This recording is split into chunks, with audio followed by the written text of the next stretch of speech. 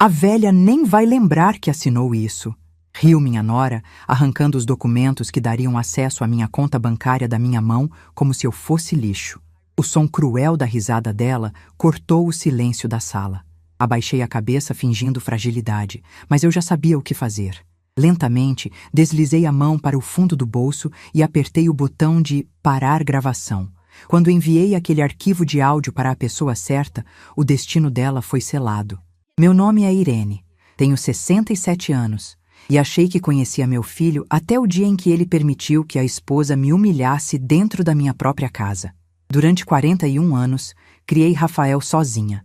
41 anos alimentando, vestindo, educando, protegendo.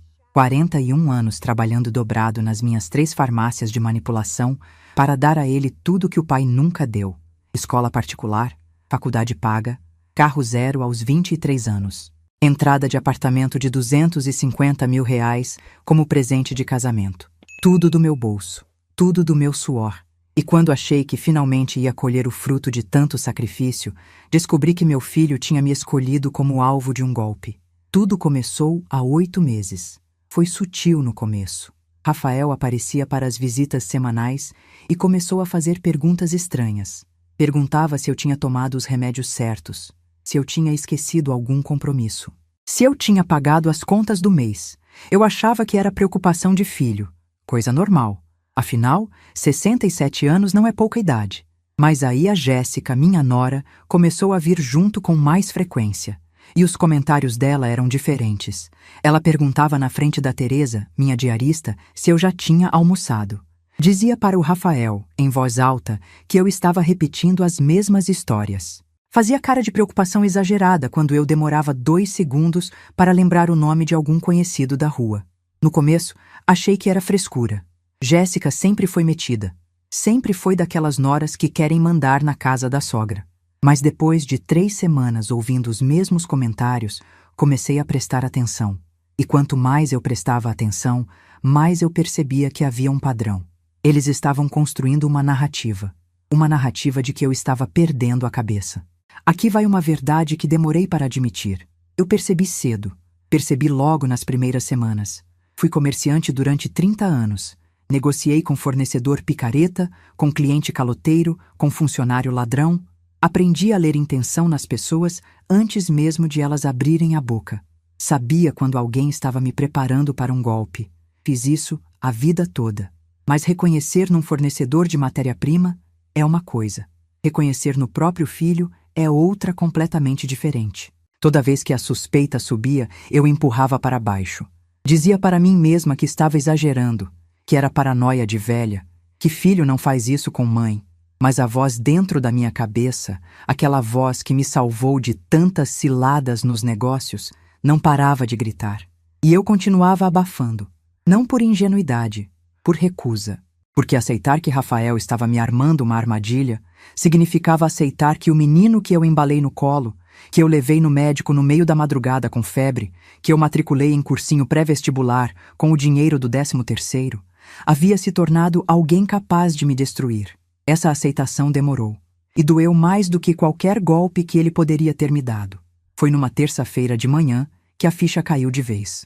Eu estava na cozinha fazendo café quando Rafael chegou sem avisar. Ele tinha a chave da casa, então entrou direto.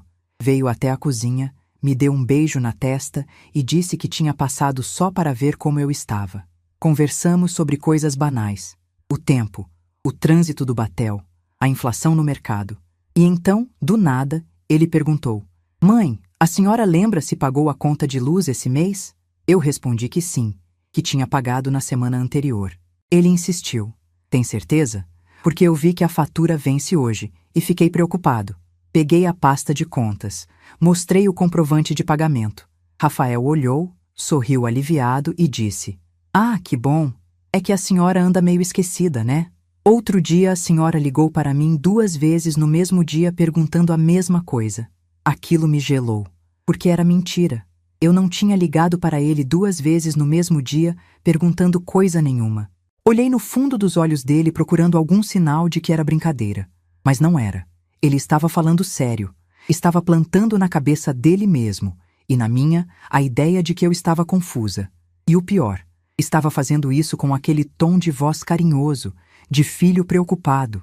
Naquele momento, algo dentro de mim clicou. Reconheci a técnica. Era a mesma técnica que representante comercial desonesto usava para me empurrar produto vencido. Criar um problema que não existe para depois oferecer a solução. E a solução que Rafael ia oferecer, eu ainda não sabia qual era, mas sabia que viria. Continuei a rotina normalmente. Não deixei transparecer nada, mas comecei a anotar tudo. Comprei um caderno pequeno, daqueles de espiral, e passei a registrar cada visita, cada comentário, cada insinuação. Data, hora, o que foi dito, quem estava presente. Teresa percebeu. Num dia de faxina, ela veio até mim e disse baixinho: Dona Irene, a senhora está certa em desconfiar. Eu escuto o jeito que a Jéssica fala da senhora quando acha que ninguém está prestando atenção. Não é jeito de nora falar de sogra, não. Perguntei o que ela tinha ouvido. Teresa respirou fundo. Ela chamou a senhora de peso morto. Disse que a senhora estava ocupando o patrimônio que deveria estar no nome do Rafael. Senti o estômago revirar. Peso morto. Ocupando o patrimônio. Como se eu fosse um obstáculo. Como se a casa que eu comprei com meu dinheiro, que eu paguei com 30 anos de trabalho suado, fosse alguma coisa que eu estava retendo indevidamente. Foi aí que entendi o tamanho da armadilha. Eles não queriam só me ajudar. Eles queriam me tirar do caminho. E estavam usando a suposta demência como justificativa. Algumas semanas depois daquela conversa com Teresa, Rafael me levou ao consultório da doutora Cecília. Ele disse que queria fazer um check-up completo, porque estava preocupado com minha memória. Estranhei, mas fui. A doutora Cecília é minha geriatra há 7 anos. Me conhece bem. Sabe que sou lúcida, orientada, que leio o jornal todo dia, que faço palavras cruzadas, que dirijo, que administro minhas contas sozinha. Chegamos ao consultório. Rafael insistiu em entrar na consulta comigo. Achei invasivo, mas não reclamei. Queria ver até onde ele ia. E foi longe. Sentou-se ao meu lado e começou a descrever para a médica uma série de episódios que eu supostamente não me lembrava. Disse que eu havia deixado o fogão ligado 3 vezes no último mês. Mentira. Disse que eu não tinha reconhecido uma vizinha no mercado. Mentira. Disse que eu tinha marcado almoço com a Jéssica e esqueci completamente, deixando ela esperando no restaurante por 1 hora.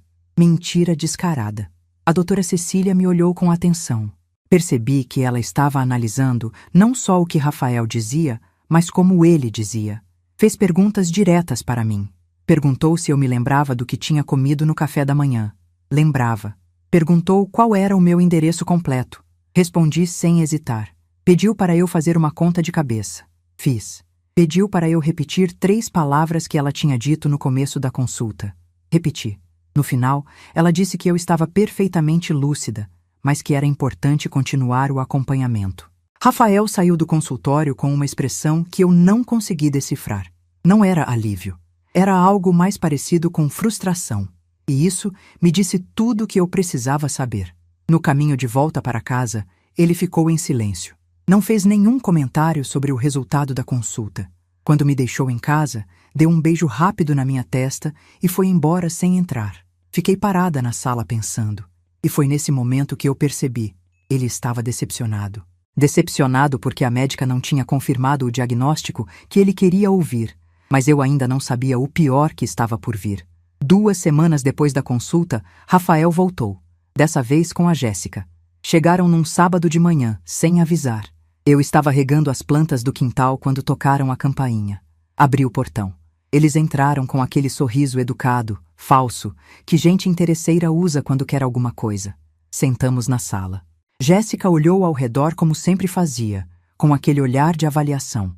Olhar de quem está calculando quanto vale cada móvel, cada quadro, cada pedaço da casa. Rafael pigarreou e começou. Mãe, a gente veio aqui porque precisa conversar sobre uma coisa importante. É sobre o futuro da senhora. Futuro. Palavra bonita para disfarçar o que realmente estava em jogo. Ele continuou. A gente sabe que a senhora vendeu as farmácias há alguns anos. E a gente imagina que a senhora tenha guardado algum dinheiro dessa venda. A gente só quer ter certeza de que esse dinheiro está bem investido, bem protegido. Porque se acontecer alguma coisa com a senhora, se a senhora ficar doente, a gente precisa saber onde estão as coisas para poder ajudar. Fiquei olhando para ele em silêncio, esperando ele terminar o discurso ensaiado. Jéssica emendou. Mãe, a gente não quer que a senhora seja enganada por alguém. Tem muita gente má por aí. Gente que se aproveita de idoso. A gente só quer proteger a senhora. Proteger. Mais uma palavra bonita para disfarçar roubo. Perguntei com a voz mais calma que consegui. E como vocês acham que podem me proteger? Rafael se animou. Tirou um papel dobrado do bolso. Disse, a gente pensou que seria bom a senhora fazer uma procuração que me dá poderes para movimentar suas contas, caso a senhora precise. Só para emergências, mãe. Só para facilitar. Peguei o papel. Li. Era uma procuração bancária. Dava ao Rafael acesso total à minha conta corrente. Olhei para ele e perguntei, por que você acha que eu vou precisar que você movimente minha conta? Ele respondeu rápido demais. Porque a senhora está esquecendo as coisas, mãe. A gente está preocupado. E se a senhora esquecer de pagar uma conta importante? E se a senhora precisar de um remédio caro e não conseguir ir ao banco? Toda a argumentação dele era baseada numa premissa falsa. A premissa de que eu estava senil, de que eu era incapaz, de que eu precisava ser tutelada. E quanto mais ele falava, mais eu percebia que essa narrativa já estava pronta na cabeça dele há meses. Olhei para a Jéssica. Ela estava quieta, mas os olhos brilhavam. Brilhavam com aquela ansiedade de quem está perto de conseguir o que quer. Perguntei, e se eu não quiser assinar? O clima mudou instantaneamente. O sorriso de Rafael desapareceu. Ele disse, com uma frieza que me assustou, mãe, não dificulta. A gente só está tentando te ajudar. Se a senhora não assinar por bem, a gente vai ter que resolver isso de outra forma. Aquilo soou como ameaça. E era. Mas eu não podia agir ainda. Precisava de mais. Precisava de prova concreta. Então fingi que estava pensando. Disse que ia conversar com meu advogado antes de assinar qualquer coisa. Rafael ficou visivelmente irritado. Jéssica soltou um riso curto, sarcástico, e disse, advogado para quê, mãe? A gente é sua família. A gente só quer o bem da senhora. Eles foram embora contrariados. E eu fiquei ali, sozinha na sala, segurando aquele papel, sentindo o coração acelerar. Porque agora eu tinha certeza. Meu filho estava tentando me roubar, e a esposa dele estava comandando tudo. Peguei o telefone e liguei para o Dr. Olavo Bernardes. Ele foi advogado das minhas farmácias durante 18 anos. Conduziu a venda do negócio em 2019. Estruturou toda a minha blindagem patrimonial. É um homem sério, técnico, que não aceita injustiça. Quando atendeu, fui direta. Olavo, preciso da sua ajuda. Meu filho está tentando me aplicar um golpe. Ele ficou em silêncio por alguns segundos. Depois disse, Irene, conta tudo desde o começo. Não omite nada. Passei 40 minutos no telefone relatando cada detalhe. Os comentários sobre esquecimento. A consulta forçada com a doutora Cecília. A procuração. Quando terminei, Olavo suspirou fundo e disse, isso tem cheiro de preparação para estelionato qualificado contra idoso. Eles estão criando um histórico falso de incapacidade mental para justificar transferência de bens. Irene, isso é crime grave. Se a gente provar, eles vão para a cadeia. Senti o peito apertar. Cadeia. Meu filho na cadeia. Nunca imaginei que chegaria a isso. Disse para o Olavo que não queria prender ninguém, que só queria que eles parassem. Olavo foi direto. Você pode não querer, mas se a gente levar isso à polícia, não vai depender mais de você. Mas antes de chegar nesse ponto, a gente precisa de provas sólidas. Precisa de flagrante. Você vai ter que deixar eles se exporem completamente. Perguntei como. Ele explicou. A partir de agora, você vai gravar tudo. Toda conversa, toda visita, tudo. Usa o celular, usa gravador, usa o que tiver. Gravação feita por um dos interlocutores da conversa é prova lícita. Se você estava presente, pode gravar.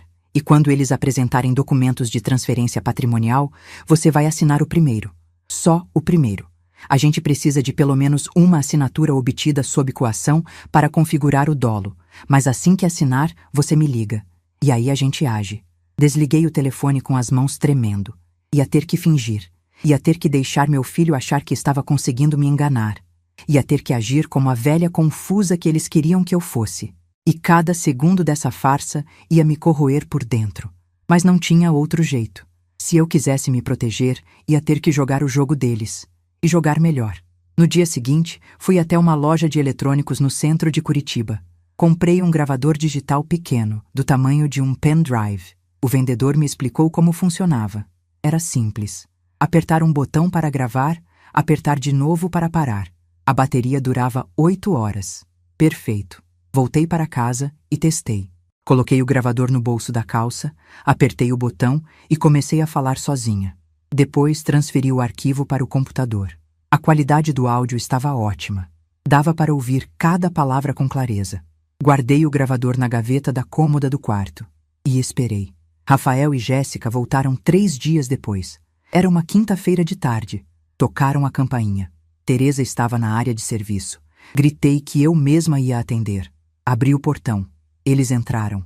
Dessa vez, Rafael estava com um envelope pardo debaixo do braço. Envelope grosso, cheio de papéis. Sentamos na sala, coloquei a mão no bolso da saia e apertei o botão do gravador. Rafael abriu o envelope. Tirou vários documentos. Colocou na mesa de centro. Começou. Mãe, a gente conversou e decidiu que é melhor resolver logo essas questões de patrimônio. Então, a gente trouxe uns documentos aqui para a senhora assinar. Peguei os papéis. Comecei a ler. E o que eu vi me fez o sangue gelar. Não era procuração. Era transferência direta de titularidade. Minha casa do Batel, avaliada em R$ 1.800.000, ia para o nome do Rafael. Minha carteira de investimentos, que somava mais de 3 milhões em CDBs e fundos exclusivos, ia para o nome do Rafael. Tudo. Mais de 5 milhões de reais. Tudo sendo transferido para o nome dele. Levantei os olhos e olhei para o meu filho. Ele estava me olhando com uma expressão que eu nunca tinha visto antes. Não era amor. Não era preocupação. Era cálculo. Era frieza. Perguntei tentando manter a voz firme. Rafael, isso aqui não é procuração. Isso é transferência de patrimônio. Por que você está me pedindo para assinar isso? Ele titubeou. Abriu a boca. Fechou. Jéssica não titubeou. Ela se inclinou para a frente, pegou a minha mão com aquela delicadeza falsa e disse com voz mansa: Mãe, é porque a senhora está esquecendo muito as coisas.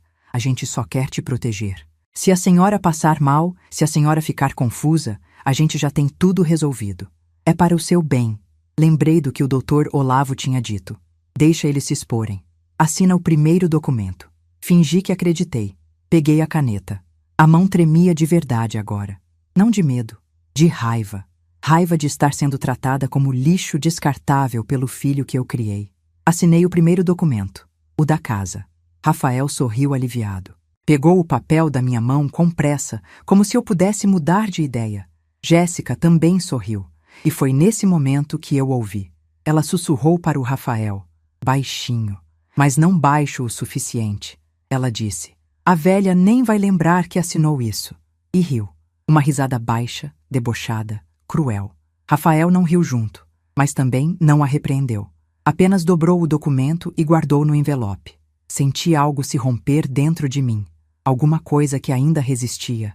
Algum resquício de esperança de que talvez eu estivesse exagerando. Aquela risada matou isso. Matou de vez. Abaixei a cabeça. Fingi que não tinha ouvido.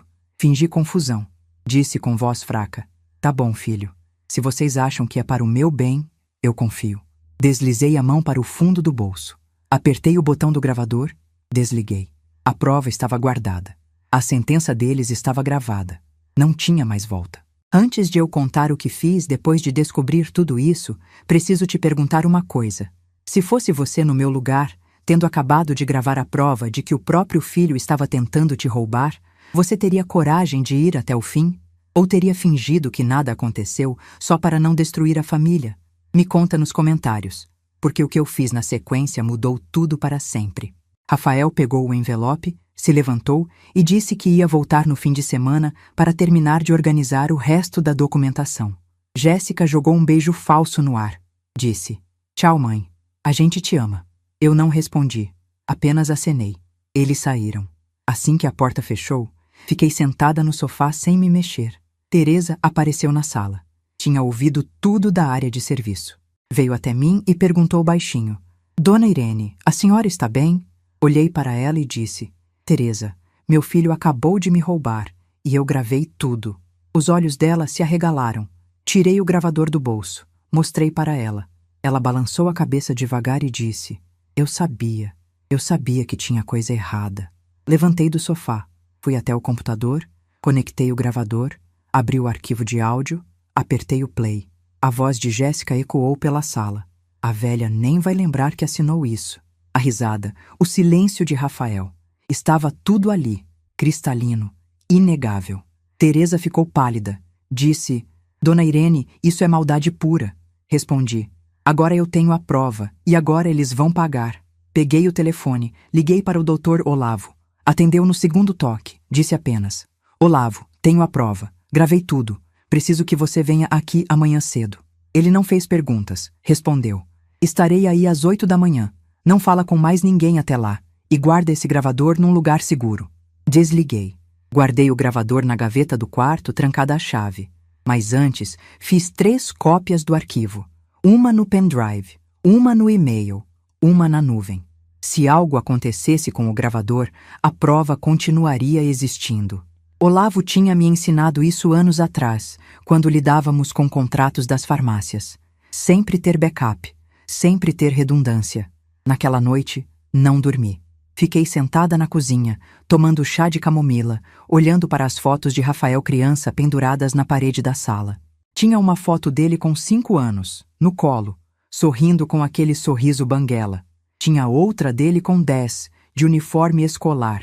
Tinha outra dele com 15, soprando velhinhas do bolo que eu mesma fiz. Olhei para aquelas fotos e tentei encontrar o momento exato em que aquele menino tinha virado o homem capaz de me tratar como lixo. Não consegui. Talvez nunca tenha existido um momento exato. Talvez tenha sido uma transformação lenta, imperceptível, que eu escolhi não ver. Moacir, meu ex-marido, tinha me avisado. Anos atrás, quando Rafael tinha 16 anos, ele pegou o dinheiro da minha gaveta sem pedir. Eram R$ 200. No dia seguinte, quando fui pegar, não estava mais lá. Perguntei para o Rafael. Ele negou. Jurou que não tinha sido ele. Moacir disse que tinha certeza de que tinha sido o menino. Eu não quis acreditar. Disse que meu filho não era ladrão. Moacir balançou a cabeça e disse: Irene, você está cega. Esse menino tem um lado que você não quer ver. Eu mandei ele calar a boca. E continuei acreditando no Rafael. Hoje, sentada na cozinha no meio da madrugada, eu entendia o que Moacir tinha tentado me dizer. Não era que Rafael tinha mudado. Era que ele sempre foi assim. Eu que não quis ver. Porque aceitar que meu único filho tinha desvio de caráter era aceitar que eu tinha fracassado como mãe. E essa era uma dor grande demais para carregar. Mas agora não tinha mais como recusar. A prova estava gravada. A maldade estava documentada, e eu ia ter que enfrentar tudo isso de frente. Dr. Olavo chegou exatamente às 8 da manhã. Tocou a campainha. Abriu o portão. Ele entrou carregando a pasta de couro preta que usava para reuniões importantes. Teresa já estava na cozinha preparando café. Sentamos os 3 na mesa. Coloquei o gravador em cima da toalha. Olavo já tinha trazido o notebook. Conectou o gravador. Colocou os óculos, apertou o play. A gravação começou. Primeiro, a voz do Rafael pedindo para eu assinar os documentos. Depois, a minha pergunta sobre por que era transferência de patrimônio e não procuração. Depois, a resposta da Jéssica dizendo que era para o meu bem. E então, aquele momento. A voz dela, baixinha, mas audível. A velha nem vai lembrar que assinou isso. A risada. O silêncio do Rafael. O rosto do Dr. Olavo foi mudando de expressão a cada segundo. Quando a gravação terminou, ele tirou os óculos, esfregou os olhos e ficou em silêncio por quase 1 minuto inteiro. Depois olhou para mim e disse: Irene, isso é tentativa de estelionato qualificado. Eles criaram um histórico falso de incapacidade mental. Induziram você a assinar documento de transferência patrimonial usando coação psicológica. Debocharam da sua condição de idosa. Isso é crime previsto no Estatuto do Idoso com agravante de dolo. Se a gente levar isso para a polícia, eles vão ser indiciados. E se o Ministério Público oferecer denúncia, eles vão responder processo criminal. A pena para estelionato qualificado contra idoso vai de 4 a 8 anos de reclusão. Senti o peito apertar. 4 a 8 anos. Cadeia. Meu filho na cadeia. Respirei fundo e disse: Olavo, eu não quero prender meu filho. Eu só quero que ele pare, que ele devolva o que tentou tirar de mim, que ele me deixe em paz. Olavo balançou a cabeça devagar. Irene, Eu entendo o que você está sentindo, mas preciso ser honesto. Se a gente registrar boletim de ocorrência, o processo não vai depender mais da sua vontade. Ministério Público pode oferecer denúncia independentemente de você querer ou não. Mas antes de chegar nesse ponto, a gente pode tentar uma abordagem extrajudicial, dar uma chance para eles recuarem. Perguntei como. Olavo explicou. Primeiro, eu vou anular juridicamente todos os documentos que você assinou nos últimos meses. Vou entrar com notificação extrajudicial alegando vício de consentimento por coação moral. Segundo, eu vou solicitar à doutora Cecília um laudo médico detalhado atestando sua plena capacidade mental para desmontar completamente a narrativa que eles construíram. Terceiro, eu vou notificar o Rafael e a Jéssica formalmente sobre a existência da gravação. Vou deixar claro que temos prova material de dolo e má-fé. E vou dar um prazo de 72 horas para eles devolverem todos os documentos assinados e se comprometerem por escrito a não mais tentar qualquer transferência patrimonial. Se eles não aceitarem, aí sim a gente parte para a via criminal, registra boletim, entra com ação e deixa a justiça agir. Concordei. Era a única saída que me permitia dormir à noite. Olavo pegou o telefone. Ligou para a doutora Cecília. Colocou no viva voz. A médica atendeu. Olavo explicou a situação em detalhes. Falou da gravação. Falou da tentativa de transferência de bens. Falou da narrativa de demência que Jéssica tinha tentado construir na consulta. Quando terminou, a doutora Cecília ficou em silêncio por alguns segundos. Depois disse, com a voz carregada de indignação: Eu sabia que tinha algo errado naquela consulta. A Jéssica veio com um roteiro pronto. Sintomas que não batiam. Relatos exagerados. E a Irene respondendo a todos os testes cognitivos perfeitamente. Eu estranhei, mas não imaginei que fosse tão grave assim. Vou emitir o laudo hoje mesmo. E se precisar, vou depor pessoalmente em qualquer instância. A Irene é uma das pacientes mais lúcidas que eu tenho. Isso é uma injustiça. Olavo agradeceu e desligou. Olhou para mim e disse: Pronto. Agora a gente tem a gravação e o laudo médico, os dois pilares da defesa. Vou preparar a notificação extrajudicial e entregar pessoalmente para o Rafael e a Jéssica amanhã. Vou marcar uma reunião no meu escritório. 9 horas. E você vai estar lá, Irene, porque eles precisam olhar na sua cara e entender que subestimaram a mulher errada.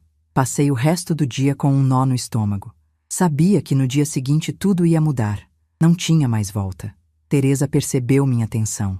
Fez um chá calmante. Sentou comigo na sala e disse: Dona Irene, a senhora está fazendo a coisa certa. Eles que escolheram esse caminho, não foi a senhora.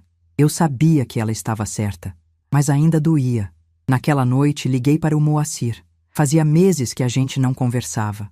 Quando ele atendeu, disse apenas: Moacir, preciso falar com você. É sobre o Rafael. Ele ficou em silêncio. Depois perguntou: O que ele aprontou agora? Contei tudo. A tentativa de golpe, a gravação, a notificação que o Olavo ia entregar. Quando terminei, Moacir suspirou fundo e disse: Irene, lembra daquele dia que o Rafael pegou dinheiro da sua gaveta quando tinha 16 anos? E eu te disse que tinha sido ele, mas você não quis acreditar? Lembrava. Como não ia lembrar? Moacir continuou: Pois é, eu te avisei naquela época que esse menino tinha um lado que você não queria ver. Não é que ele mudou, Irene. Ele sempre foi assim. Você que escolheu fechar os olhos. Aquilo doeu. Doeu porque era verdade. Mas doeu mais ainda porque vinha de quem vinha. Moacir tinha me traído. Tinha destruído nosso casamento. Tinha me abandonado. E mesmo assim, ele tinha enxergado o filho melhor do que eu. Perguntei: Você pode testemunhar no processo se precisar? Ele não hesitou. Posso. Vou estar lá. Agradeci e desliguei. Na sexta-feira de manhã, acordei às 6. Tomei banho. Vesti uma roupa simples, mas elegante. Calça social preta, blusa branca, sapato fechado. Queria estar apresentável. Queria que Rafael me olhasse e visse não a velha confusa que ele achava que eu era, mas a empresária que comandou 3 farmácias durante 30 anos. A mulher que ele subestimou. Cheguei no escritório do Dr. Olavo às 8h30. Rafael e Jéssica estavam marcados para as 9. Olavo já tinha tudo preparado. Notificação extrajudicial impressa. Laudo da doutora Cecília. Gravação carregada no notebook. Termo de compromisso pronto para assinatura. Ele me olhou e disse: Irene, se em algum momento você quiser parar, me avisa. Mas lembra, agora é a hora de ser forte. Eles não podem ver fraqueza. Assenti. Às 9 horas em ponto, a secretária avisou que Rafael e Jéssica tinham chegado. Olavo mandou entrar. A porta se abriu. Rafael entrou primeiro. Jéssica logo atrás. Quando ele me viu sentada ali, ao lado do Olavo, o rosto dele mudou. Ficou pálido. Perguntou com a voz trêmula: Mãe, o que você está fazendo aqui? Não respondi. Apenas olhei para ele. Olavo assumiu o controle. Disse: Senta, Rafael. Você também, Jéssica. Temos muito o que conversar. Eles sentaram. Rafael estava nervoso. Passava a mão no cabelo. Olhava para mim tentando decifrar o que estava acontecendo. Jéssica estava tensa, mas tentava manter a pose. Olavo colocou o gravador em cima da mesa. Disse: Antes de qualquer coisa, vou reproduzir um áudio. Prestem atenção. Apertou o play. A sala ficou em silêncio. A gravação começou a tocar. A voz do Rafael pedindo para eu assinar. A minha pergunta. A resposta da Jéssica. E então, aquele momento. A voz dela. A velha nem vai lembrar que assinou isso. A risada. Jéssica ficou branca. Completamente branca. As mãos dela começaram a tremer. Rafael tentou falar. Olavo, eu posso explicar. Não é o que parece. A gente só estava... Olavo levantou a mão pedindo silêncio. Disse com voz firme: Não quero explicação. Quero que vocês ouçam o que eu vou dizer agora. E vou dizer uma vez só. Abriu a pasta. Tirou a notificação extrajudicial. Começou a ler pausadamente. Notificação extrajudicial de anulação de todos os documentos assinados pela senhora Irene Fonseca Tavares nos últimos 6 meses, sob alegação de vício de consentimento por coação moral e psicológica. Fundamento jurídico. Artigo 171, parágrafo 3º do Código Penal, que tipifica estelionato mediante fraude, combinado com o artigo 99 do Estatuto do Idoso. Prova material anexa. Gravação de áudio realizada pela vítima, configurando prova lícita. Laudo médico anexo. Atestado da doutora Cecília Prado, confirmando plena capacidade cognitiva e mental da senhora Irene, desmentindo categoricamente qualquer alegação de demência senil. Rafael tentou se levantar. Olavo continuou. Senta, Rafael. Ainda não terminei. Ele sentou devagar. Jéssica estava imóvel, respirando rápido. Olavo prosseguiu. Vocês têm 72 horas, a partir deste exato momento, para devolver todos os documentos originais assinados pela dona Irene. Vocês vão assinar aqui e agora um termo de compromisso se comprometendo formalmente a não mais tentar qualquer transferência de bens em nome dela. Se não assinarem, ou se descumprirem, a gravação vai imediatamente para a Delegacia de Proteção ao Idoso, com cópia para o Ministério Público Estadual. E aí, meus queridos, vocês vão responder criminalmente por estelionato qualificado contra idoso. Pena prevista, de 4 a 8 anos de reclusão, além de terem que devolver tudo que já receberam dela nos últimos 5 anos, incluindo o apartamento no Água Verde, que ela deu de presente de casamento no valor de R$250 mil. O silêncio que se seguiu foi ensurdecedor. Rafael estava suando. Gotas desciam pela testa dele.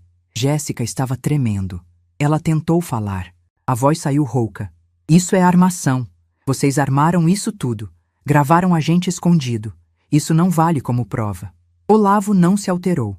Respondeu com calma técnica. Jéssica, a gravação foi feita pela dona Irene, que era a interlocutora direta da conversa. Ela estava presente. Portanto, a gravação é lícita. Jurisprudência consolidada. Qualquer advogado minimamente competente vai te dizer a mesma coisa. E combinada com o laudo da doutora Cecília, vocês não têm defesa. Nenhuma. Rafael começou a chorar. Não era choro de arrependimento. Era choro de desespero, de quem percebeu que foi pego. Ele olhou para mim com os olhos vermelhos e disse: Mãe, eu juro que não era para ser assim. A Jéssica que teve a ideia, ela que insistiu. Eu não queria fazer isso com a senhora. Jéssica explodiu. Cala a boca, Rafael! Não joga a culpa em mim! Você assinou os papéis também!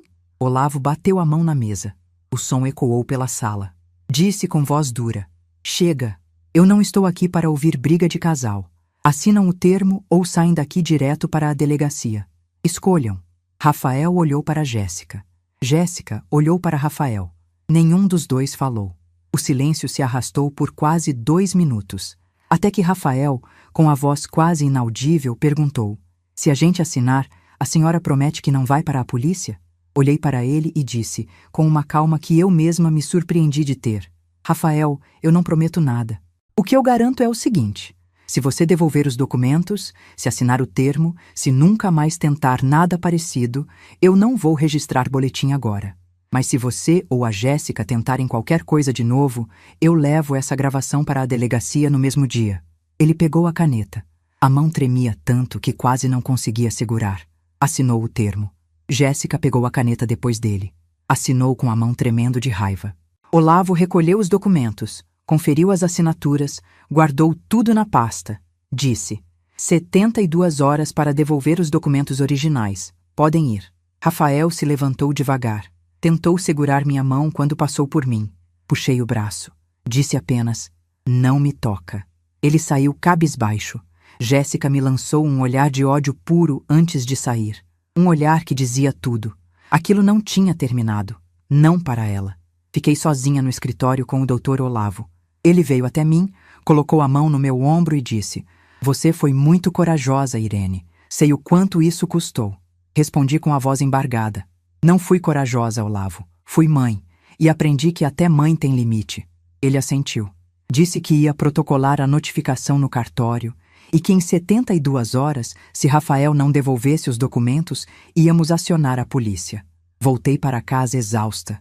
Teresa estava me esperando. Preparou chá. Sentamos na cozinha. Ela perguntou como tinha sido.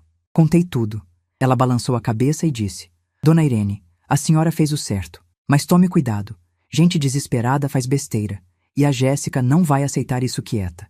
Eu sabia que ela estava certa, mas naquele momento eu só queria descansar.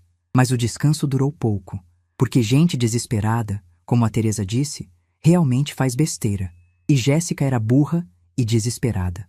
3 semanas depois da reunião no escritório do doutor Olavo, eu estava na cozinha preparando o almoço quando o interfone tocou. Atendi. Era um motoboy. Disse que tinha uma correspondência com aviso de recebimento para mim. Autorizei a entrada. Assinei o recebimento. Abri o envelope. Era uma intimação judicial. Processo de interdição. Autor: Rafael Tavares. Réu: Irene Fonseca Tavares. Li o título e senti o estômago revirar. Interdição. Ele estava tentando me declarar incapaz judicialmente. Sentei na mesa da cozinha. Abri o processo. Comecei a ler.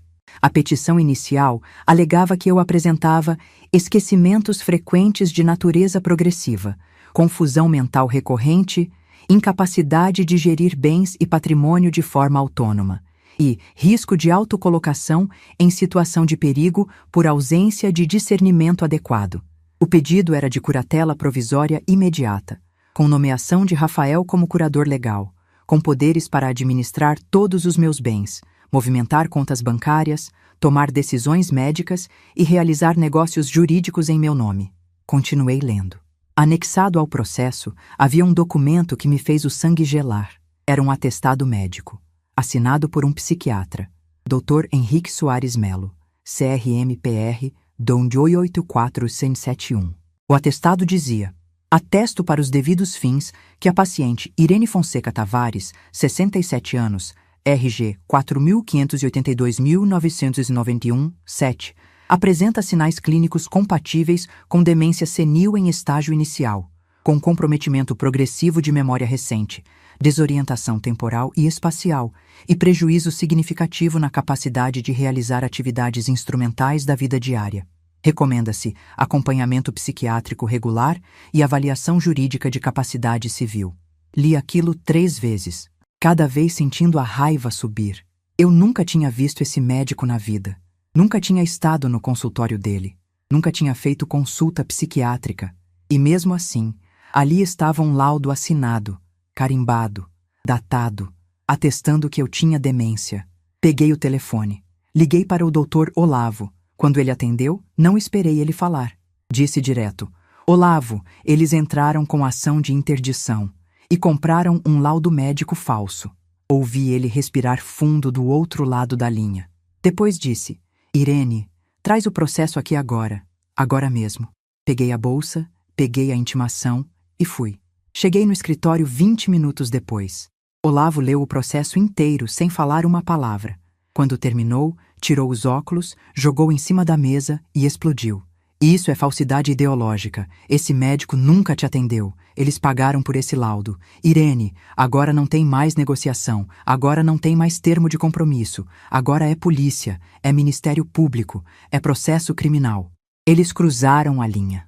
Senti um misto de alívio e medo. Alívio porque finalmente ia haver consequência real. Medo porque agora era guerra declarada. Olavo pegou o telefone. Ligou para o juiz responsável pelo processo de interdição. Pediu urgência. Explicou que havia indícios de fraude processual. O juiz marcou audiência para dali a uma semana. Enquanto isso, Olavo entrou imediatamente com pedido de tutela de urgência para bloquear a ação de interdição enquanto a investigação criminal corria. Juntou ao pedido a gravação que eu tinha feito, o laudo da doutora Cecília, atestando minha plena capacidade, e uma petição apontando a incongruência entre o laudo falso e a avaliação médica legítima. O juiz deferiu o pedido em 48 horas.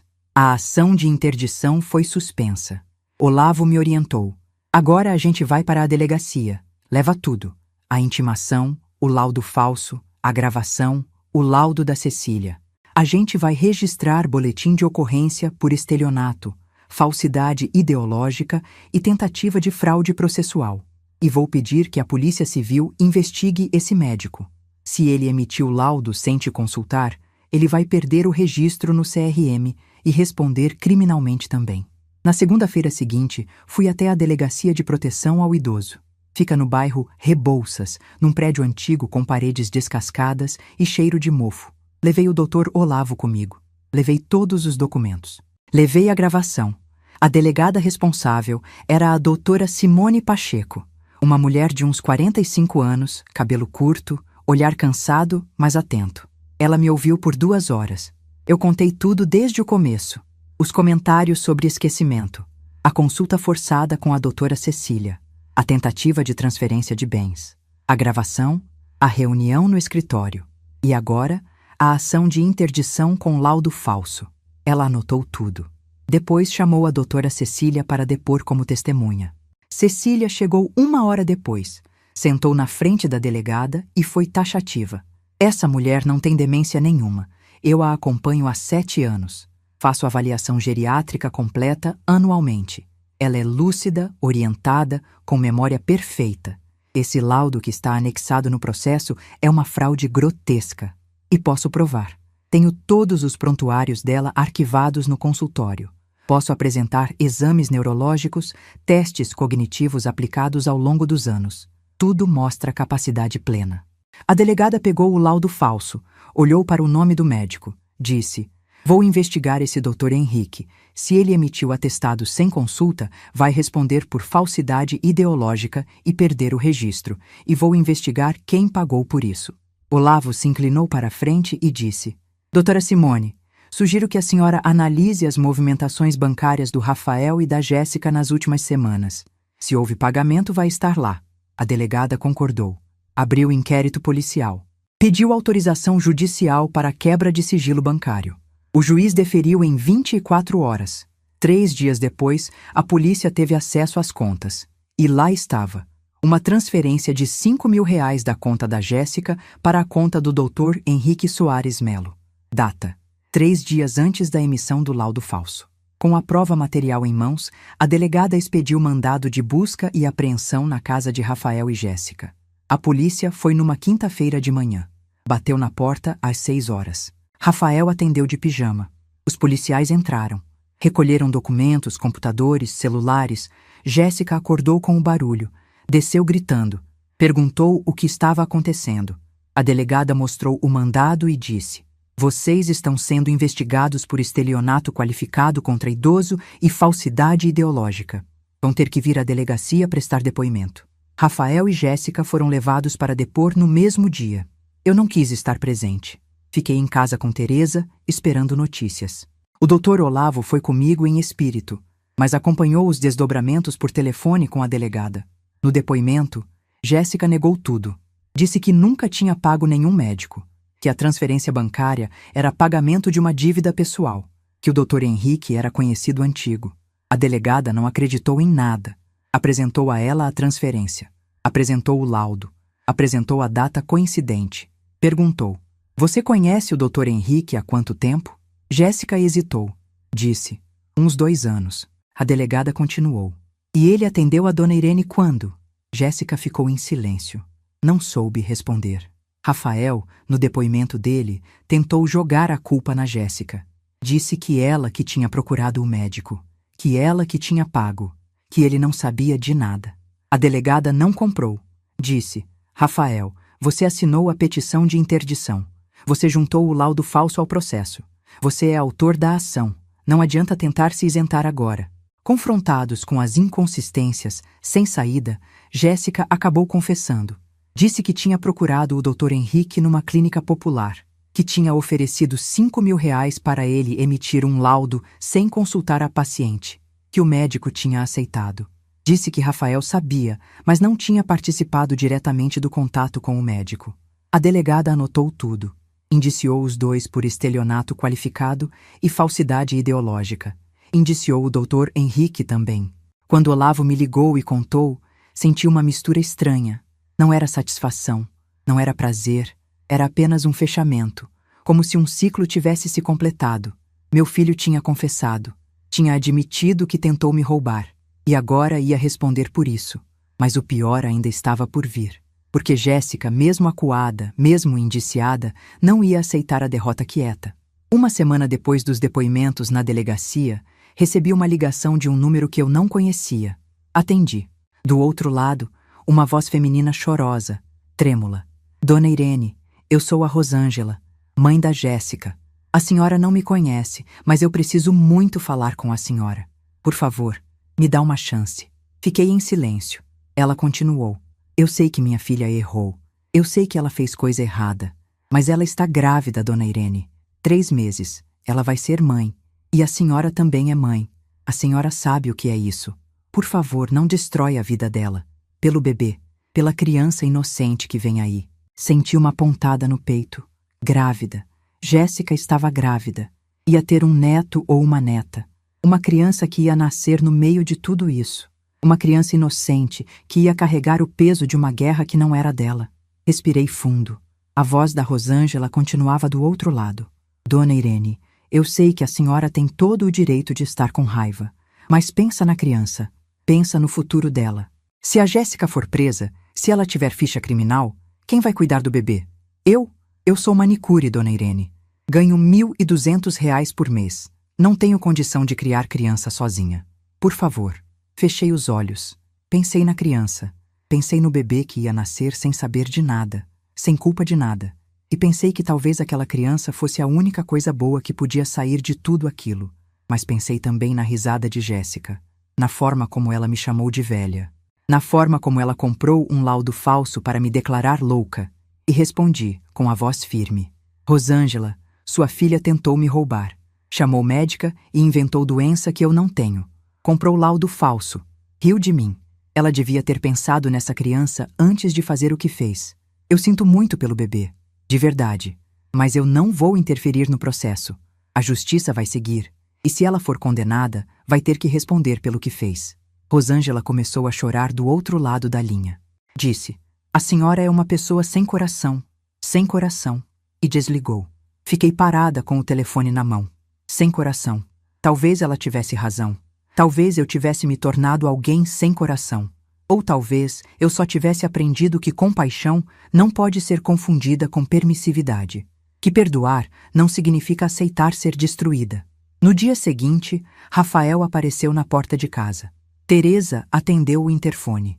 Me avisou. Pensei em não deixar ele entrar. Mas algo dentro de mim quis ouvir o que ele tinha a dizer. Autorizei. Ele subiu. Bateu na porta. Abri. Não reconheci o homem que estava na minha frente. Rafael estava magro, barbudo, com olheiras profundas.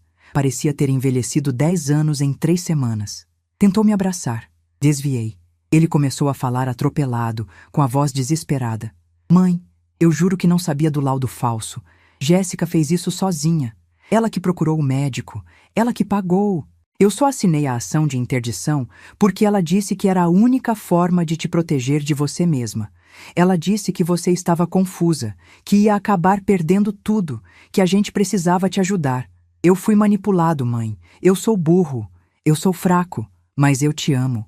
Você é minha mãe. Você sempre foi tudo para mim. Olhei para ele em silêncio. Deixei ele terminar. Depois perguntei com a voz fria. Rafael, se você me ama, por que tentou roubar minha casa? Por que assinou procuração bancária escondido? Por que deixou sua esposa me chamar de velha esquecida e não fez absolutamente nada para me defender? Ele não soube responder. Apenas chorou. Sentei no sofá. Ele sentou no chão, aos meus pés, como fazia quando era criança e tinha feito alguma coisa errada. Mas ele não era mais criança. Era um homem de 41 anos. Um homem que tinha tentado me destruir. Disse: Rafael, você vai responder pelo que fez. A polícia tem provas, o Ministério Público vai oferecer denúncia. Você e a Jéssica vão ser processados criminalmente e eu não vou interferir. Não vou pedir para retirarem as acusações. Não vou te salvar dessa vez, porque você não merece ser salvo. Ele levantou a cabeça, os olhos vermelhos, inchados. Disse: Mãe, se eu for condenado, eu vou perder meu emprego. Vou ter ficha criminal. Não vou conseguir mais trabalhar na área. A Jéssica está grávida, mãe. Meu filho vai nascer com o pai processado, com o pai condenado. Pelo amor de Deus, pensa nisso. Respondi. Seu filho vai nascer com um pai que tentou roubar a própria mãe. E isso, Rafael, é culpa sua, não minha. Ele saiu da minha casa arrasado, cambaleando. Teresa fechou a porta atrás dele. Veio até mim e disse: Dona Irene, vai ficar tudo bem. A senhora fez o certo, mas eu não sabia se tinha feito o certo. Só sabia que tinha feito o necessário. Enquanto o processo criminal corria, Dr. Olavo moveu uma ação paralela. Ação de deserdação, fundamentada no artigo 1962 do Código Civil, que permite deserdar descendente que cometer ofensa física ou injúria grave contra o ascendente, ou que cometer crime doloso contra ascendente. As provas eram robustas. A gravação, o laudo falso, a confissão no depoimento. O juiz analisou o pedido e deferiu liminar de indisponibilidade de bens que eu já havia transferido para Rafael, incluindo o apartamento de presente de casamento. O apartamento foi bloqueado. Rafael não podia mais vender, alugar ou dar em garantia. Quando recebeu a notificação, ligou para o Dr. Olavo desesperado. Disse que ia perder tudo. Olavo foi direto. Você já perdeu, Rafael. No momento em que você decidiu trair a confiança da sua mãe, você perdeu tudo. Os meses seguintes foram uma montanha-russa emocional. O Ministério Público ofereceu denúncia contra Rafael, Jéssica e o Dr. Henrique. O processo criminal foi distribuído para a 2ª Vara Criminal de Curitiba. A primeira audiência foi marcada para dali a 3 meses. Enquanto isso, a ação de deserdação corria em paralelo no juízo cível. Rafael tentou de tudo para reverter a situação. Contratou um advogado criminalista, pediu suspensão condicional do processo, ofereceu acordo, propôs reparação de danos, mas o Ministério Público não aceitou. A promotora responsável, doutora Flávia Guerreiro, foi taxativa na manifestação. Crimes contra idosos, especialmente com abuso de confiança familiar, não comportam transação penal. A sociedade precisa da resposta do Estado. Foi quando Jéssica começou a contra-atacar, de forma suja, desesperada, cruel. Ela criou um perfil falso no Facebook e começou a espalhar mentiras sobre mim. Dizia que eu era uma velha avarenta que tinha abandonado o filho, que eu tinha dinheiro, mas deixava o Rafael passar necessidade, que eu tinha inventado tudo para não ter que dividir a herança. Postava textos longos, dramáticos, cheios de mentiras bem construídas.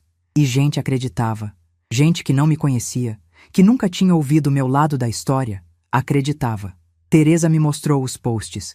Li com o estômago embrulhado. Não era só mentira. Era crueldade calculada. Jéssica sabia exatamente onde me atingir. Nas postagens, ela dizia que eu era uma mãe desnaturada, que eu estava destruindo meu próprio filho por ganância, que eu ia morrer sozinha e abandonada. E no final de cada post, ela colocava: orem pela Dona Irene. Ela precisa de ajuda espiritual. Ela está sendo consumida pela amargura. Dr. Olavo orientou registrar tudo, tirar prints, reunir provas. Ele entrou com uma ação de danos morais na Justiça Civil contra Jéssica por calúnia e difamação. Juntou as capturas de tela, juntou as postagens, pediu indenização de R$50 mil e remoção imediata do conteúdo. O juiz deferiu a remoção em caráter liminar. Os posts foram derrubados, mas o estrago já estava feito. Parte da vizinhança do Batel já tinha lido, já tinha comentado, já tinha formado opinião. Comecei a sentir olhares diferentes quando saía na rua. Gente que me cumprimentava há anos passou a desviar o olhar. A dona da padaria onde eu comprava pão todo dia começou a me tratar com frieza. Um dia, na fila do banco, ouvi duas mulheres cochichando atrás de mim. É aquela ali, a velha que está processando o próprio filho. Dizem que ela é rica e não ajuda ele em nada. Não me virei, não falei nada. Apenas paguei minha conta e saí. Mas por dentro estava desmoronando. Porque quando você é atacada por estranhos, dói. Mas quando você é atacada por gente que deveria te conhecer, que deveria saber do seu caráter, dói de um jeito diferente. Dói mais fundo. Foi numa noite de insônia que tomei a decisão. Não ia mais viver com medo. Não ia mais me esconder. Não ia mais aceitar ser julgada por quem não sabia de nada. Liguei para o Dr. Olavo e disse: quero que você adicione mais um pedido na ação contra a Jéssica. Quero que ela seja obrigada a publicar, nos mesmos canais onde ela me difamou, um pedido público de retratação. E quero que ela pague por isso, não pelos 50 mil. Quero que ela pague com a dignidade dela, do mesmo jeito que ela tentou arrancar a minha. Olavo ficou em silêncio por alguns segundos. Depois disse: Irene, isso vai acirrar ainda mais as coisas. Tem certeza? Respondi: absoluta. Ela cruzou a linha. Agora vai pagar o preço. Olavo aditou a petição. Incluiu o pedido de retratação pública. O juiz analisou e deferiu parcialmente. Determinou que Jéssica publicasse em seu perfil pessoal do Instagram, onde tinha 43 mil seguidores, uma retratação reconhecendo que as acusações eram falsas, sob pena de multa diária de R$1.000. Jéssica recorreu. Perdeu. A obrigação foi mantida. Quando Jéssica recebeu a decisão, surtou. Ligou para minha casa gritando. Teresa atendeu. Jéssica berrava do outro lado. Sua patroa é uma bruxa! Uma bruxa! Ela vai morrer sozinha. Ninguém vai estar no enterro dela. Teresa desligou na cara, mas gravou a ligação. Mandou para o Dr. Olavo. Mais uma prova. Mais um tijolo na construção da defesa. E então aconteceu o pior. Rafael apareceu na porta de casa numa terça à noite, bêbado, cambaleando, batendo no portão com força, gritando: Mãe, abre essa porta, eu preciso falar com a senhora, por favor. Teresa tinha ido embora. Eu estava sozinha. Liguei para a polícia. Enquanto esperava, Rafael continuava gritando: Mãe, eu estou desesperado. A Jéssica está grávida. A gente não tem dinheiro. Eu vou perder o emprego. Por favor, me ajuda. A polícia chegou 10 minutos depois. 2 policiais militares. Abordaram Rafael. Pediram documentos. Ele estava chorando, descontrolado. Disse que só queria falar com a mãe. Os policiais me perguntaram se eu queria registrar ocorrência por perturbação da ordem. Disse que sim. Eles levaram Rafael para a delegacia. Registraram boletim. Ele foi liberado de manhã. Quando o Dr. Olavo soube, ficou preocupado. Disse: Irene, a partir de agora, você não fica sozinha em casa à noite. Ou você pede para a Teresa dormir aí, ou você vai para um hotel. Rafael está fora de controle. E quando o homem fica fora de controle, a gente não sabe do que ele é capaz. Recusei. Disse que não ia sair da minha casa. Que não ia me esconder na minha própria casa. Olavo insistiu. No final, concordamos em instalar câmeras de segurança externas e um sistema de alarme conectado direto com a polícia. As semanas seguintes foram tensas. Rafael não voltou, mas Jéssica não desistiu. Ela começou a me seguir. Descobri quando estava saindo do mercado e vi o carro dela parado do outro lado da rua. Ela estava dentro, me observando. Quando nossos olhares se cruzaram, ela sorriu. Um sorriso sinistro, ameaçador. Senti um calafrio subir pela espinha. Entrei no carro rápido e saí de lá. Contei para o Dr. Olavo. Ele entrou com pedida de medida protetiva de urgência. Pediu que fosse determinada a distância mínima de 100 metros entre Jéssica e eu. O juiz deferiu em 24 horas. Jéssica foi notificada. Se descumprisse, ia ser presa em flagrante. Mas mesmo com a medida protetiva, eu sabia que aquilo não tinha terminado. Jéssica era insistente, era vingativa e estava grávida, o que significava que a justiça ia ser mais condescendente com ela, independentemente do que ela fizesse. Foi quando o Dr. Olavo veio até minha casa numa manhã de sábado. Sentou comigo na sala. Tinha uma expressão grave. Disse: Irene, preciso te contar uma coisa, e você não vai gostar. Senti o coração acelerar. Perguntei: o que foi? Ele respirou fundo. A defesa do Rafael está tentando alegar que você sofre de transtorno delirante persecutório, que você inventou tudo isso na cabeça, que não houve tentativa de golpe, que você está paranoica e perseguindo o próprio filho. Eles vão pedir uma avaliação psiquiátrica sua. Fiquei em choque. Transtorno delirante. Estavam tentando inverter tudo, me fazer de louca de verdade. Olavo continuou. É uma estratégia arriscada da parte deles, porque a gente tem a gravação, tem o laudo da doutora Cecília, tem testemunhas, mas eles estão desesperados, e advogado desesperado tenta qualquer coisa. Perguntei: e se o juiz aceitar a perícia? Olavo respondeu: se aceitar, você vai se submeter, vai fazer todos os testes que pedirem, e vai provar, de novo, que é absolutamente lúcida. E quando provar, a estratégia deles vai cair por terra. E vai ficar claro para o juiz que eles estão usando má-fé processual, o que pode inclusive agravar a pena deles. Concordei, mas por dentro estava exausta. Exausta de ter que provar repetidamente que eu não era louca. Exausta de ter que me defender de acusações absurdas. Exausta de lutar contra o próprio filho. A avaliação psiquiátrica foi marcada para 3 semanas depois. Fui acompanhada do Dr. Olavo. O perito era um psiquiatra forense indicado pelo tribunal. Dr. Augusto Ramos, 62 anos, professor da Universidade Federal do Paraná. Homem sério, técnico, que não aceitava pressão de nenhum lado. A avaliação durou 4 horas. Ele aplicou testes de memória, testes de raciocínio lógico, testes de orientação espaço-temporal. Perguntou sobre minha rotina, sobre minha vida, sobre minha relação com Rafael, sobre os fatos que levaram ao processo. Respondi tudo com calma, com clareza, sem emoção exacerbada. No final, ele disse que o laudo estaria pronto em 10 dias. Aqueles 10 dias foram os mais longos da minha vida, porque eu sabia que tudo dependia daquele laudo. Se ele atestasse capacidade plena, o processo seguia. Se ele levantasse qualquer dúvida sobre minha sanidade mental, tudo desmoronava. O laudo chegou. Dr. Olavo me ligou assim que recebeu. Disse apenas: Irene, o laudo é favorável, totalmente favorável. O perito atestou capacidade civil plena, ausência de transtornos mentais, ausência de quadros delirantes. Disse que você é uma das pessoas mais lúcidas e equilibradas que ele já avaliou. Fechei os olhos. Respirei fundo.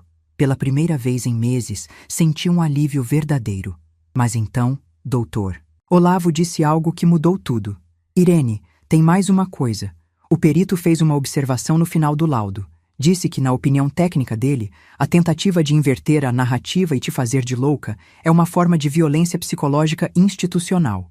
E ele recomendou que isso seja considerado como agravante na dosimetria da pena. Aquilo foi a virada.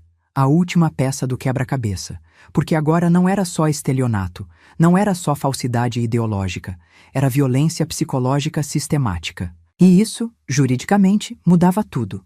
Com o laudo psiquiátrico favorável em mãos, Dr. Olavo preparou a estratégia final. Não era mais hora de defesa, era hora de ataque.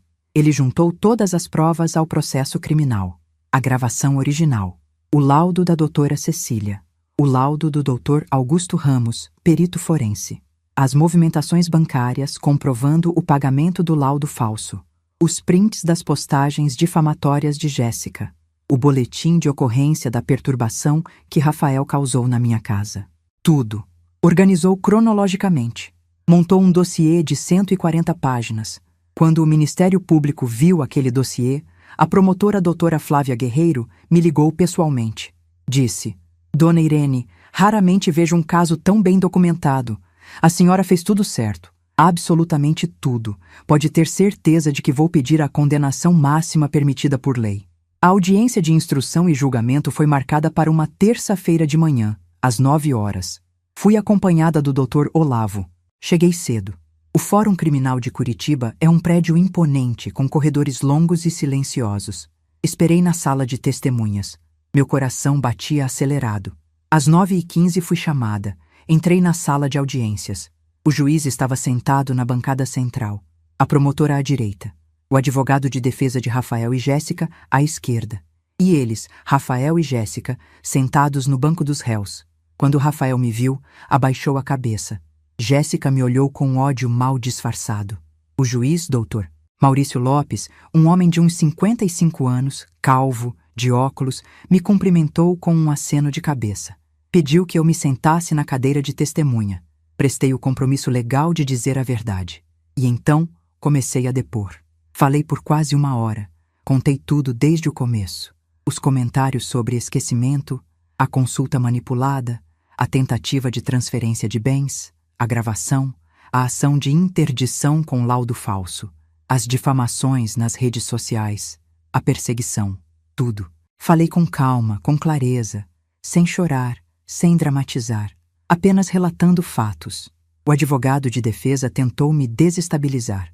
Perguntou se eu não achava que estava exagerando, se eu tinha certeza de que Rafael realmente queria me roubar ou se ele só estava preocupado com meu bem-estar. Olhei para ele e disse: doutor, filho preocupado não compra laudo médico falso. Filho preocupado não ri da suposta demência da mãe. Filho preocupado não tenta interditá-la judicialmente. Rafael não estava preocupado comigo. Rafael estava preocupado com meu dinheiro. O advogado insistiu. Perguntou por que eu tinha gravado a conversa escondido. Se eu não achava que isso era desleal. Respondi: desleal é tentar roubar a própria mãe. Gravar para me defender foi legítima defesa. Depois de mim, a doutora Cecília foi chamada para depor. Reafirmou tudo o que havia dito na delegacia. Disse que eu era lúcida, capaz, sem nenhum sinal de demência. Apresentou meus prontuários médicos dos últimos 7 anos. Tudo confirmava capacidade plena. Em seguida, o Dr. Augusto Ramos, perito forense, depôs. Disse que tinha avaliado mais de 200 pessoas ao longo da carreira e que eu era uma das mais equilibradas mentalmente que ele já tinha visto. Disse que a tentativa de me fazer de louca era, em sua opinião técnica, uma forma de abuso psicológico grave. Teresa foi chamada. Contou o que tinha presenciado. Os comentários de Jéssica chamando-me de peso morto. A frieza de Rafael. Tudo. E por fim, Moacir, meu ex-marido, foi chamado. Ele entrou na sala com um andar pausado, olhou para Rafael com uma expressão de decepção profunda e disse ao juiz: Rafael sempre teve um lado frio, desde adolescente. Eu avisei a Irene várias vezes. Ela não quis ver, mas agora não tem mais como negar. Meu filho tentou roubar a própria mãe, e isso, para mim, é imperdoável. Rafael começou a chorar ao ouvir o pai dizer aquilo. Mas não era choro de arrependimento, era choro de quem foi exposto, de quem perdeu. Depois dos depoimentos, o juiz pediu as alegações finais. A promotora doutora Flávia Guerreiro se levantou. Falou por 20 minutos. Disse que o caso era gravíssimo, que revelava um nível de crueldade incompatível com laços familiares, que a tentativa de declarar uma idosa lúcida como incapaz, usando laudo falso, configurava não só crime, mas violência institucional. Pediu a condenação de Rafael e Jéssica a 6 anos de reclusão em regime semiaberto, mais o pagamento de indenização por danos morais no valor de R$150 mil, além da devolução de todos os bens recebidos, incluindo o apartamento de presente de casamento. O advogado de defesa tentou minimizar. Disse que Rafael era réu primário, que estava arrependido, que Jéssica estava grávida, que uma condenação severa destruiria a vida deles. Pediu penas alternativas. Pediu suspensão condicional do processo. O juiz ouviu tudo em silêncio. No final, disse que a sentença seria proferida em 30 dias. Aqueles 30 dias foram angustiantes. Eu não sabia o que esperar. Sabia que tinha feito tudo certo. Mas sabia também que a justiça nem sempre é justa. A sentença foi publicada numa sexta-feira de tarde. Dr. Olavo me ligou. Disse apenas: Irene, condenação, para os dois. Senti as pernas fraquejarem. Perguntei: quanto? Ele respondeu: Rafael, 5 anos de reclusão em regime semiaberto, conversíveis em penas alternativas e prestação de serviços comunitários. Jéssica, mesma pena, mas com suspensão temporária por conta da gravidez. Indenização de R$ 150 mil. Devolução do apartamento. E mais. O juiz acatou integralmente a ação de deserdação. Rafael foi deserdado. Perdeu todos os direitos sobre seus bens, incluindo herança futura. Desliguei o telefone. Sentei no sofá. Olhei para as fotos de Rafael criança na parede. E chorei. Chorei não de tristeza, não de alegria. Chorei de alívio, de exaustão, de fechamento. A sentença transitou em julgado 3 meses depois. Rafael tentou recorrer. Perdeu. A condenação foi mantida. Ele perdeu o emprego na distribuidora de bebidas assim que a empresa soube da condenação. Política interna. Não aceitavam funcionários com ficha criminal. Começou a trabalhar como vendedor autônomo de produtos de limpeza, porta a porta. O salário não passava de R$ 1.800 por mês. Jéssica perdeu todos os contratos de publi no Instagram. As marcas cancelaram um a um assim que a notícia do processo vazou. Ela tentou trabalhar como esteticista, mas não tinha formação técnica nem clientela. Não conseguiu. O apartamento que eu havia dado de presente de casamento foi penhorado judicialmente. Eles foram despejados. Voltaram para um apartamento alugado de 2 quartos em Colombo, região metropolitana de Curitiba. A mesma região de onde Jéssica tinha vindo. O círculo se fechou. Ela voltou exatamente para o lugar que tanto tinha medo de voltar. Até o 6. A terra arrasada e o renascimento, de 5.000 caracteres. Os meses seguintes foram de reconstrução. Para mim, reconstrução emocional. Para Rafael e Jéssica, destruição total. E eu acompanhei cada pedaço dessa queda sem sentir pena. Porque quem planta vento, colhe tempestade. Soube por Teresa, que ainda tinha contato com uma amiga que morava perto deles, que a vida de Rafael e Jéssica tinha virado um inferno. O apartamento alugado em Colombo era num prédio antigo, com infiltração e barulho constante. 2 quartos pequenos, sala minúscula, sem garagem. O Corsa que eu havia dado a Rafael foi roubado em menos de 1 mês. Não tinha seguro. Perdeu o carro. Jéssica deu à luz uma menina em agosto. Chamaram de Irene, meu nome. Quando soube, senti uma pontada no peito. Uma menina com meu nome que eu nunca ia conhecer. Mas também senti justiça poética, porque agora, toda vez que Jéssica chamasse a filha, ia lembrar da mulher que ela tentou destruir. Rafael tentou voltar para a área de vendas, mandou currículos para dezenas de empresas, mas a ficha criminal barrava tudo. Continuou como vendedor autônomo de produtos de limpeza, porta a porta. Teve mês que tirou menos de R$ 1.000. Jéssica perdeu quase todos os seguidores. De 43 mil, caiu para 11 mil. Tentou postar fotos da bebê, mas os comentários eram cruéis. Golpista, interesseira. Ela trancou tudo, mas o estrago estava feito. O casamento ruiu.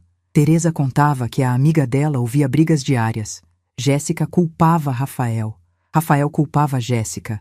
A bebê chorava. Os vizinhos reclamavam. Num domingo de manhã, passei pela rua do apartamento que eu tinha dado de presente. Havia uma faixa enorme. Leilão extrajudicial.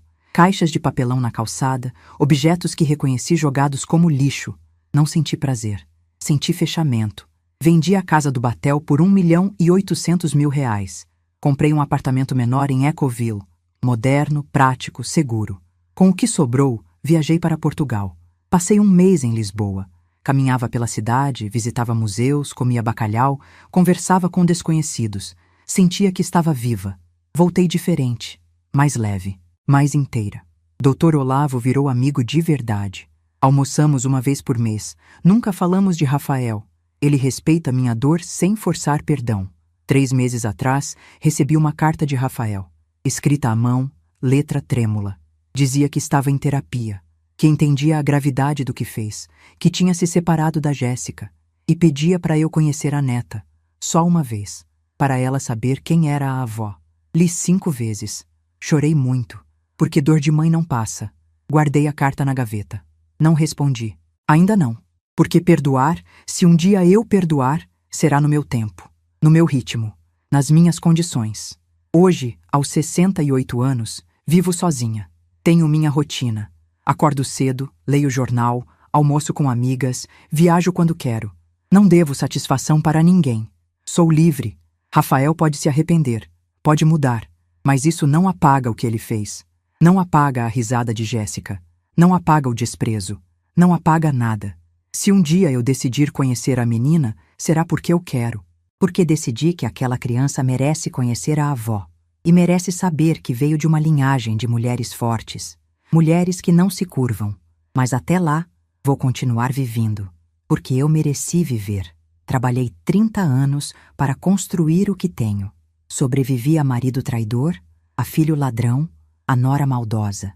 E ainda estou de pé. Quando olho no espelho, vejo uma mulher de 68 anos com rugas e cabelos grisalhos. Mas vejo também uma mulher que não se deixou vencer. Que lutou, que venceu, que se reconstruiu. Aprendi que ser mãe não significa ser otária. Que amor sem respeito é prisão. Que perdão não é obrigatório, é conquista. E me recuso a morrer carregando a traição de quem eu mais amei. Se você passa por algo parecido, saiba, você não está sozinha, você não é louca. E você tem o direito de se proteger, mesmo que seja do próprio filho. Porque no final, a única pessoa que precisa dormir em paz com suas escolhas é você. E eu durmo em paz, finalmente. Se você chegou até aqui, se inscreve no canal para ouvir mais histórias reais como essa. E clica no vídeo que está aparecendo na tela agora, porque a próxima história vai te deixar ainda mais chocado. Até a próxima!